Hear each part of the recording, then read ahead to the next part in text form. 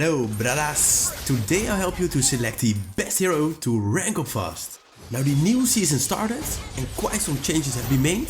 The new meta has changed. That's why I'll tell you which hero to use so you're back at Mythic in no time. So let's get started.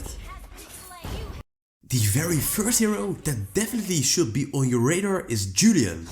He's the newest or one of the newest heroes depending on the moment you watch this video. His skills make him a unique character to play, since Julian doesn't have an ultimate. All 3 skills can be upgraded right from level 1, but this hero is just quite weak in the first 2 levels. That's because Julian needs to have 3 skills to complete his combo. After casting 2 skills, the skill he didn't cast yet gets enhanced. It really depends on the situation to determine which combo you should use.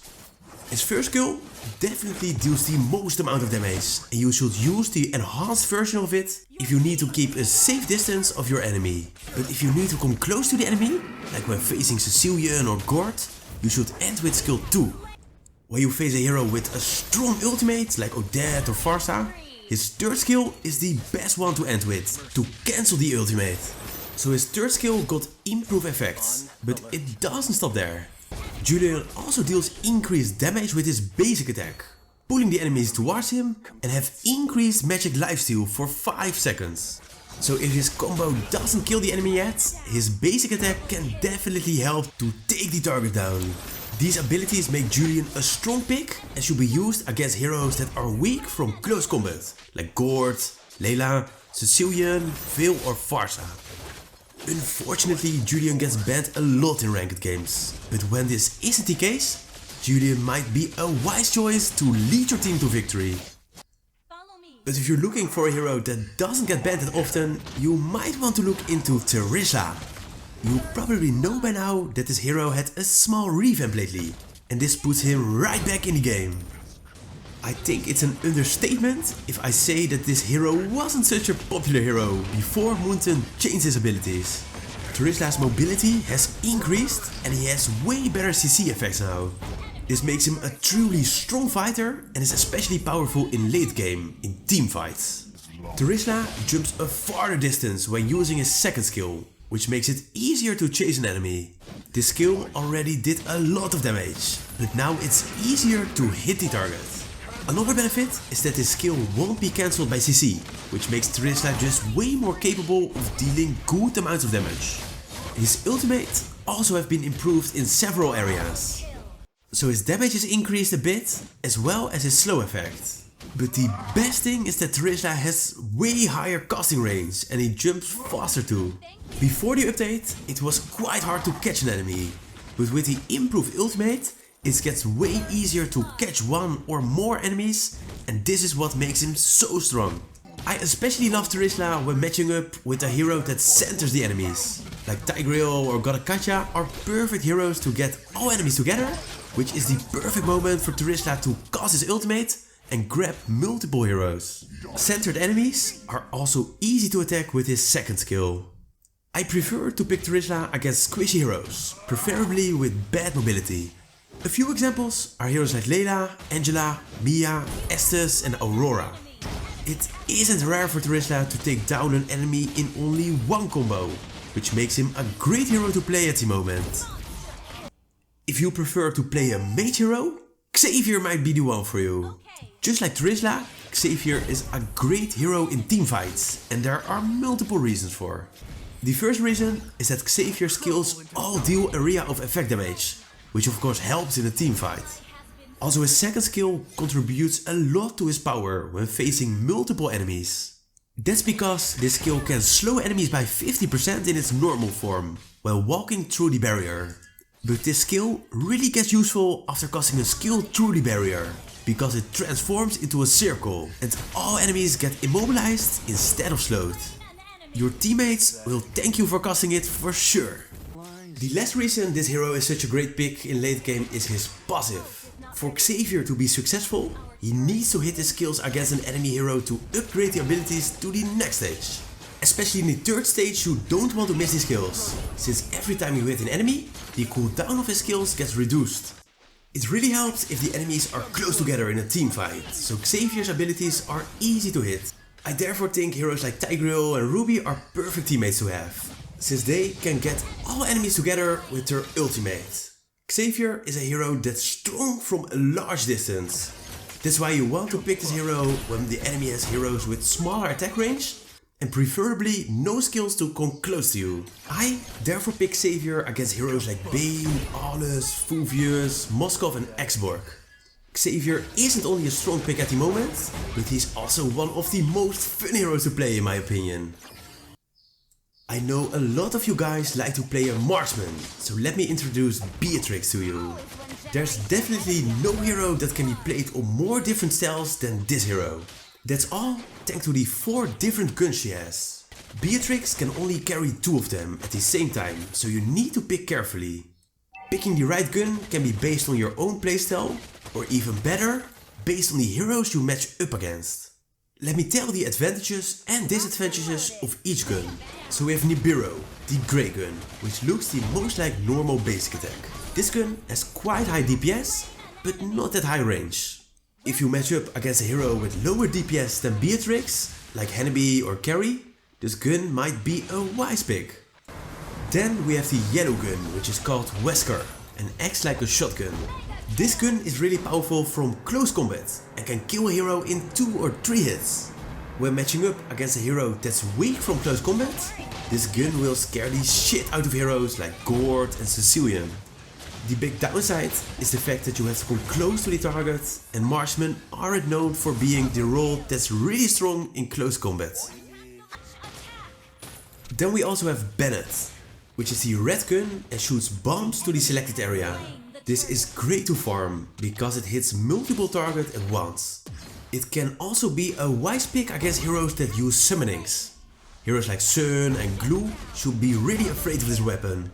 A small downside is that the bombs don't hit that fast and can be dodged quite easily, especially by really mobile heroes. Only one gun left, which is called Renner, the green one. This gun deals high damage from a far distance. The downside is that you need to aim this kill, which can be challenging.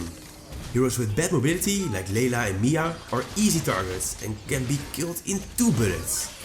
Heroes with high movement speed or blink skills can dodge the bullets easily.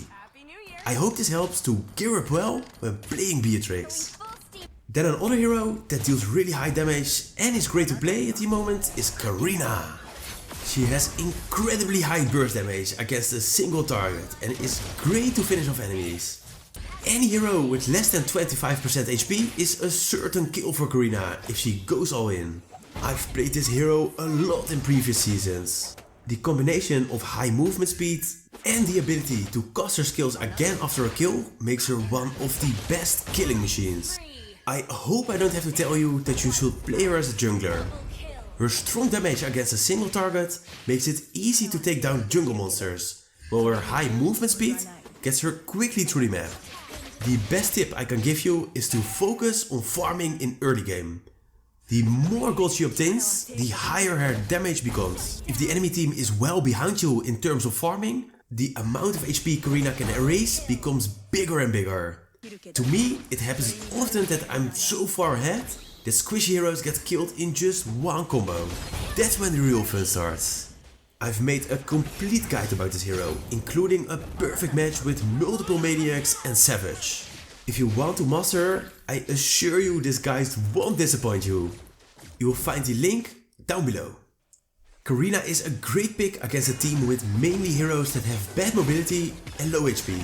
It's quite easy to kill such heroes and be ready again to make another kill. A few of such heroes are Angela, Estes, Vexena, Leda and Guinevere. I'm really curious how many kills you can make or have made in a single match with this hero. 2 more heroes left, and one of them is Grog. This tank is definitely one of the strongest ones right now, and let me explain why. It all starts with his passive, which gives him hundreds of physical defense. By building the right items, you can easily get 500 physical defense when staying next to a wall. This feels like marksman heroes only scratch Grog with their basic attack. Another cool element of Grog is that he deals really high damage. Building physical attack gets you some bonus physical defense. which is why you should include some offensive items in this build. Squishy heroes with no defense can take serious damage from Grok's skills, which is a great benefit from a tank. Next, we have his CC. He can slow enemies with his first skill, block roads with his second skill, and stun multiple targets with his ultimate. CC is quite important for a tank, so Grok really scores well on this aspect. Lastly, we have his first skill, which makes Grok immune to CC when charging. This is perfect to let the enemies use their CC skills on you, so your team can attack the targets without any problems. The biggest downside of Grok is that he has one big weakness, and that are magic damage based heroes. His passive adds a huge amount of physical defense, but no magic defense. Therefore be extra careful against a mainly magic damage based team. Want to master this hero? My complete Grok guide is perfect to obtain all the information you need. Link is in the description. Grok is especially strong against physical damage based heroes and heroes with CC skills. Tigreal, Moskov, Brody, Cho and Aldous are perfect heroes to match up against. Grok is definitely my favorite tank and I often end up with a lot of kills, even when playing as a tank. Then we only have one hero left and I want 1-1 to take the last spot. She still is one of the most scary marksman heroes, which is because of her passive and ultimate. Everyone knows that you always have to prevent 1-1 from being able to cast her ultimate. Especially in a team fight with heroes with low HP, 1-1 can easily make triple kills. A well farmed 1-1 has a big chance of winning. It's important to build a lot of attack speed, because this helps to increase her mobility, which helps you survive, especially as a marksman hero. Then, high movement speed also increases the amount of bolts 1-1 shoots with her ultimate. So make sure you pick at least 3 attack speed items when playing 1-1. 1-1 also can escape from CC by using her second skill. This skill can be cast when under CC, which is a great way to escape. If you line up against an enemy with one CC skill, like Moskov, it's easy to escape if he tries to stun you. Another great aspect of 1-1 is that her basic attack and her skills shows the location of the enemy for 5 seconds. No one can hide from 1-1. 1-1 is especially strong against the less mobile heroes. Heroes with bad mobility or no escape skill can be easy targets for her to activate her ultimate. She just needs one of such enemies and 1-1 keeps on shooting her ultimate to make a lot of kills. Heroes like Layla, Gord, Bane, Angela, Mia and Cecilian are just a few examples of heroes she's really strong against. 1-1 might not be the most easy marksman to play, but I definitely think she's one of the best ones right now. I also love to hear which heroes you should place in this list. Let me know in the comments which hero still misses in this list. I really hope you enjoyed this video and more importantly learned something. As always, thank you for watching and I'll be seeing you again in the next guide.